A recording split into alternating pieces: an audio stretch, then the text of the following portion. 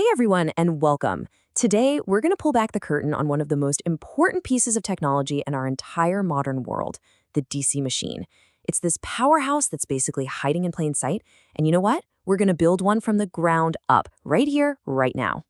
Seriously, have you ever thought about it? What's the secret that powers these devices and, well, countless others? It all comes down to a really simple, elegant machine that can turn electricity into motion and then turn that motion right back into electricity.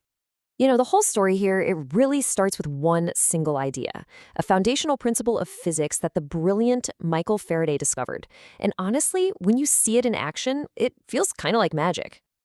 So this is it. This is the secret sauce, Faraday's law of induction. To put it super simply, if you move a wire through a magnetic field, you create electricity. That's it.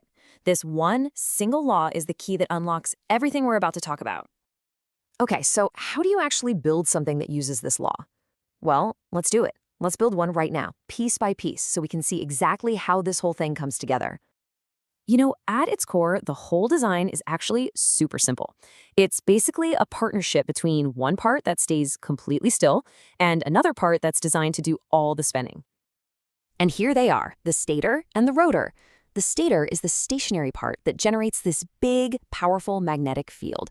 It kind of sets the stage. And the rotor? That's the spinning core packed with coils of wire that slice right through that field. So one creates the environment, the other performs the action. Okay, let's look at the stator first. Think of it as the strong, stable body of the whole machine. Its outer shell, that's the yoke, and inside that, you have the pole cores.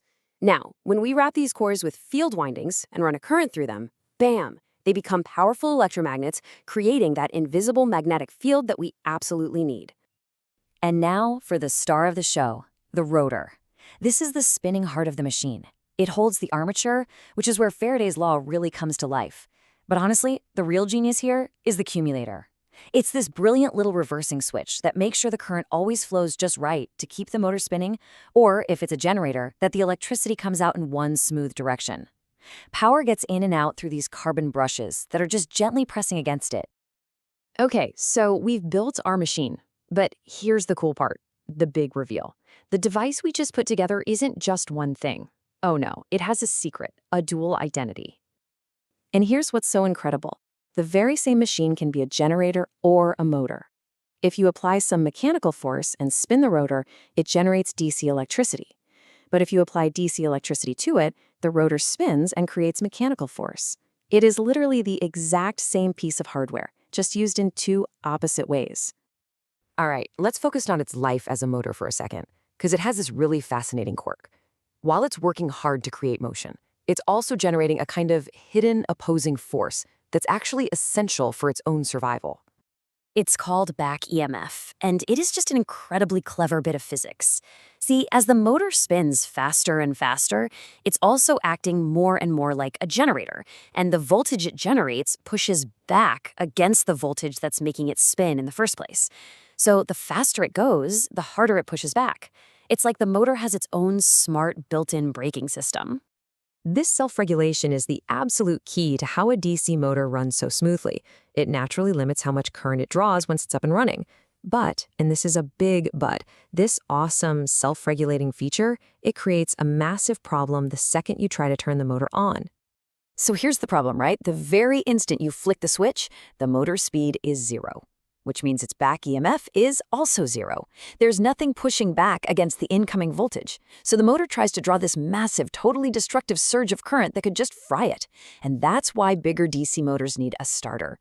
It's basically a temporary resistor that chokes back that initial current surge, and then as the motor gets up to speed and its own back EMF takes over, the starter is gradually taken out of the circuit.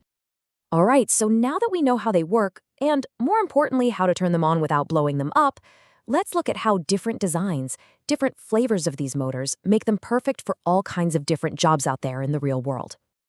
It's pretty cool because how you wire up the insides of the motor completely changes its personality. So if you need rock-solid, constant speed for something precise, like a drill press or a lathe, the shunt motor is your go-to.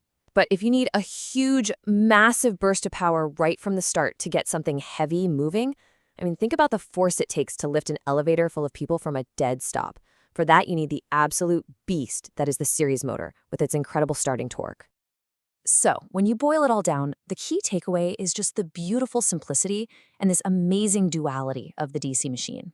Every single one you ever see has two identities. It's both a motor and a generator, a device that can create motion from power or power from motion. From the power windows in your car to the massive machinery in a factory, these fundamental engines are just all around us, quietly turning electricity into the motion that shapes our entire world. So next time you see something spinning or hear that electric hum, you'll know the secret hiding inside. Thanks so much for joining me.